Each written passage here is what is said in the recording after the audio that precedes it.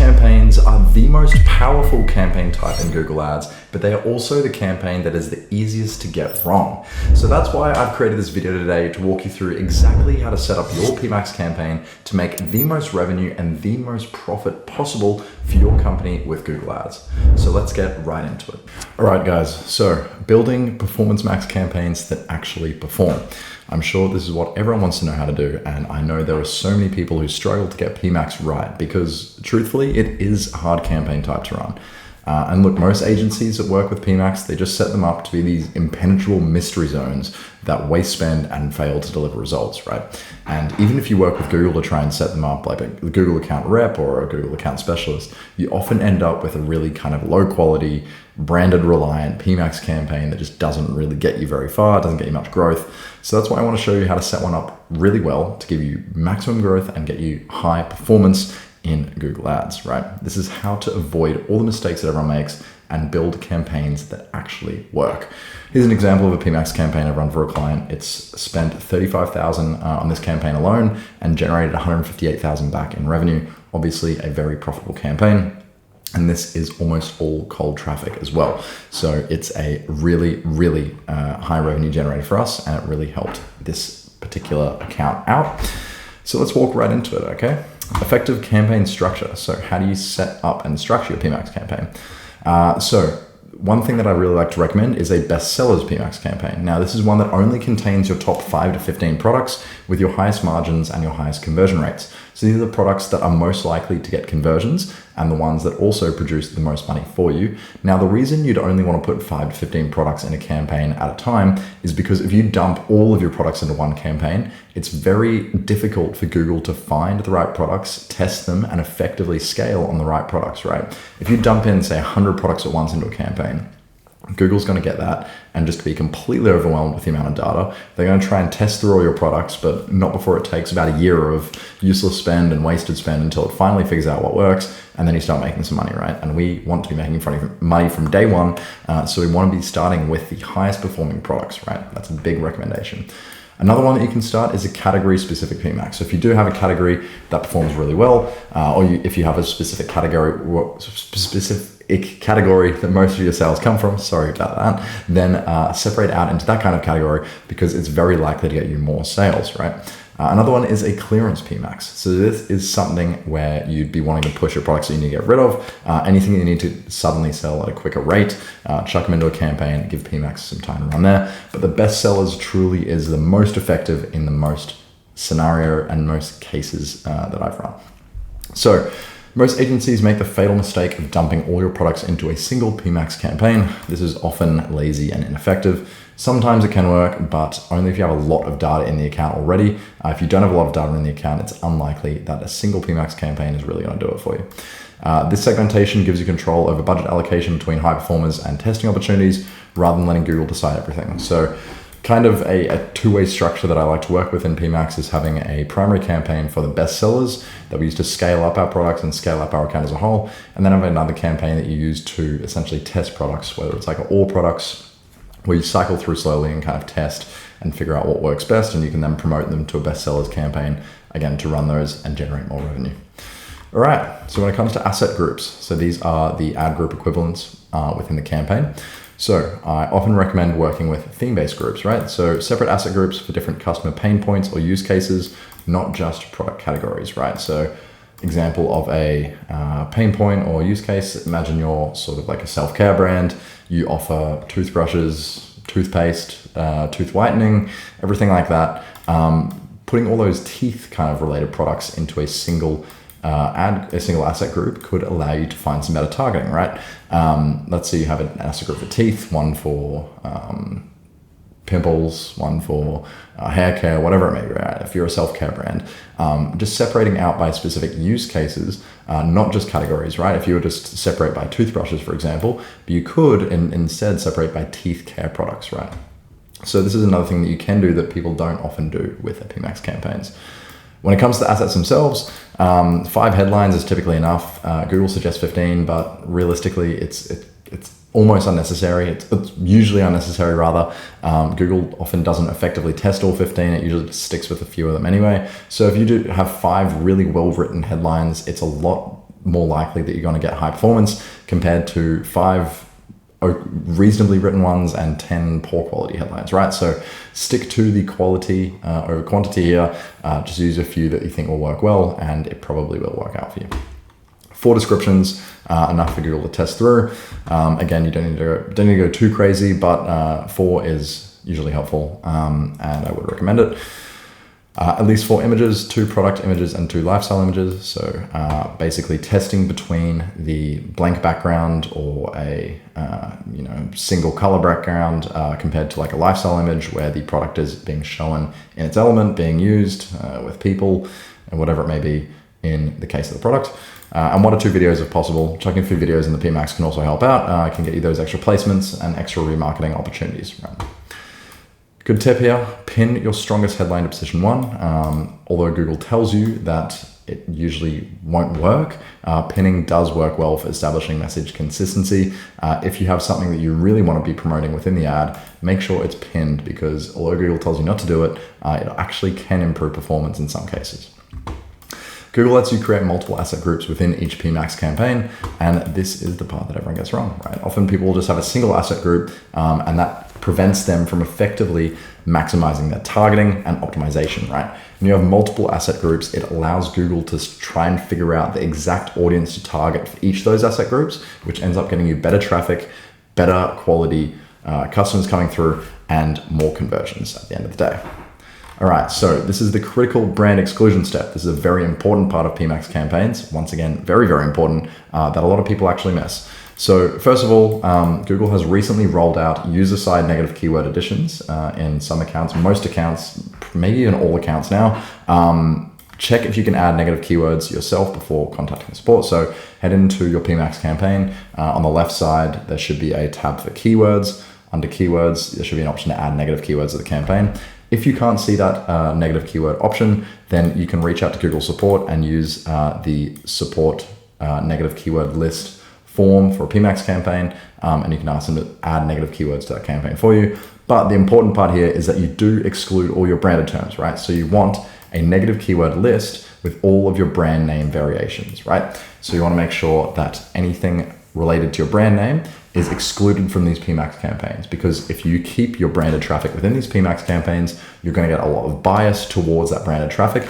Your PMax campaigns aren't going to be effectively searching for new customers, and they're just going to be pushing heaps and heaps of bottom of funnel traffic and not driving any incrementality or additional sales for the business. So highly recommend putting branded exclusions in all your PMax campaigns. Very, very important. And yeah, perhaps the most important step that 90% of agencies and businesses skip. Without this step, your PMax campaigns will prioritize the easy branded conversions instead of finding new customers. Who wants that, right? Everyone wants new customers. No one wants more branded traffic, unless, of course, you're focusing on it, but it needs to be in its own separate campaign. For one client, this single change reduced their cost per new customer acquisition substantially overnight, right? It can make a really, really big difference just by implementing these negative branded keywords in your PMax campaign. All right, audience signals. Now, I'm sure you've seen the audience signal section on the PMax if you tried to set one up before. It allows you to basically tell the PMax campaign who you want to target. Although you don't have an enormous amount of control, this can really help you push your campaigns to the right customers. And I do recommend using these kind of audience signals to get the right good performance within your campaign.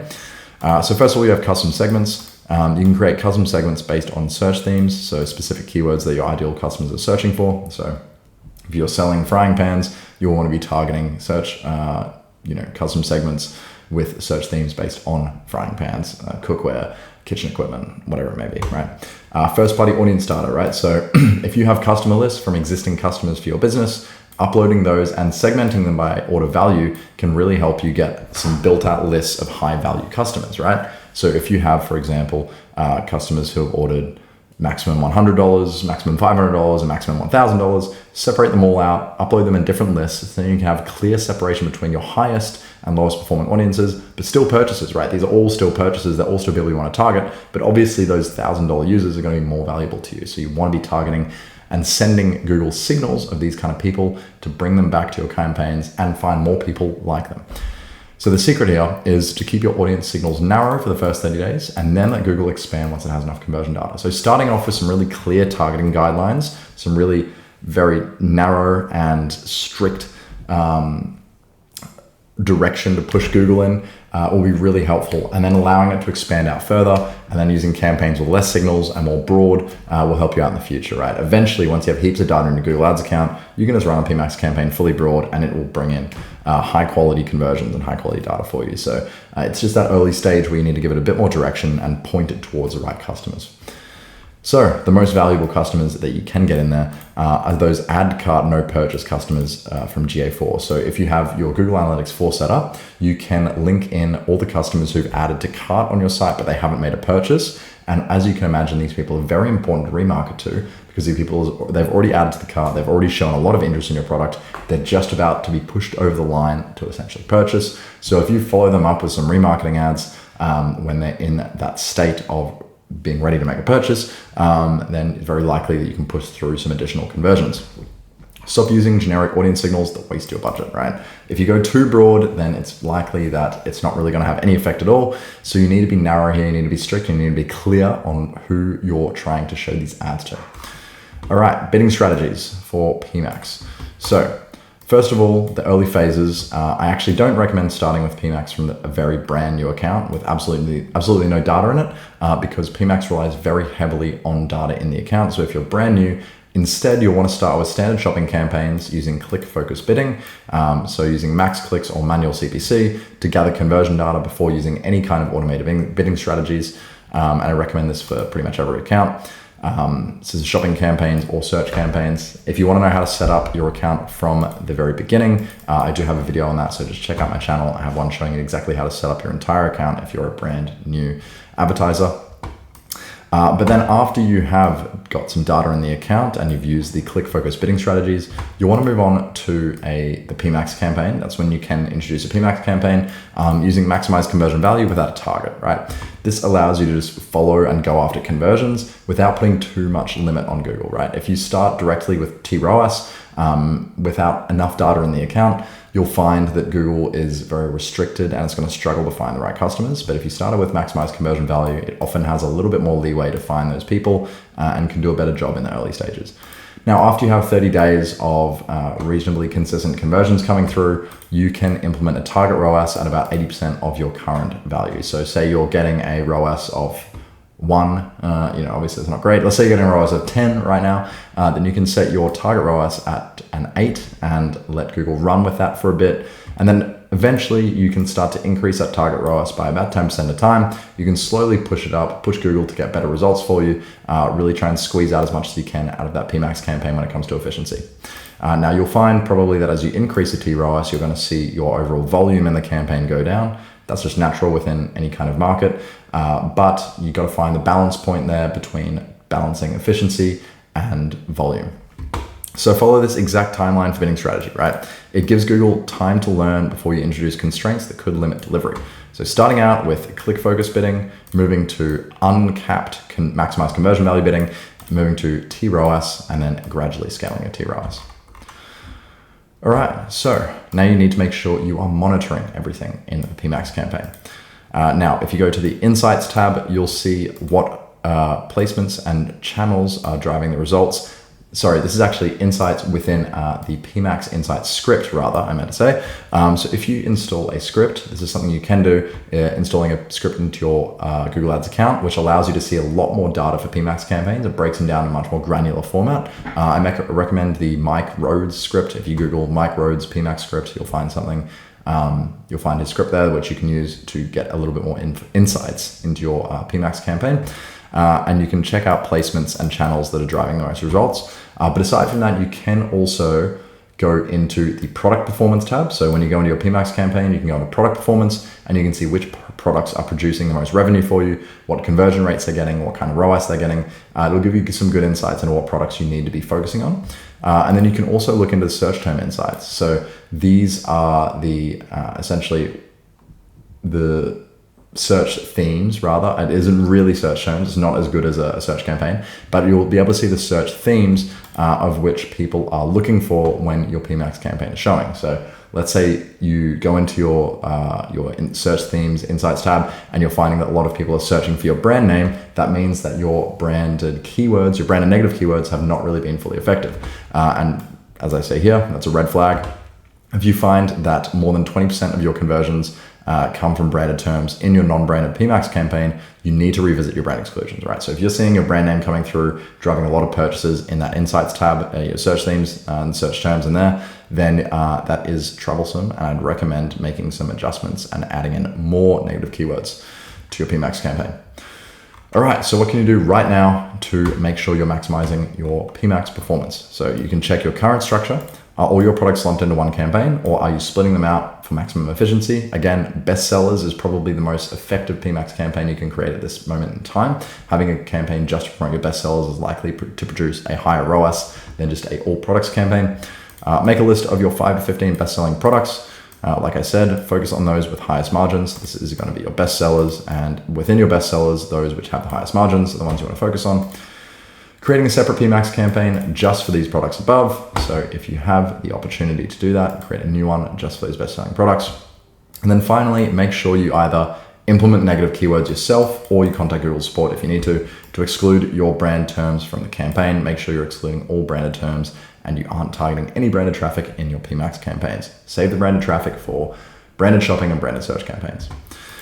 Now, if you want me to implement this complete PMAX system for your business for a one-time payment, find more details here. I will link that down below for you guys as well. I'm currently running an offer where I'll set up your entire Google Ads account for a one-time payment. And then at the end of our 30-day period of monitoring and optimization, I'll hand off all of the materials I use to train my team, all of the training guides on scaling, setup, optimization, conversion tracking, anything you'd need to possibly run the account profitably. We'll hand it all off at the end of our setup period, and we'll make sure that you have the optimized system to run with on Google Ads and generate a heap of revenue and profit for your brand.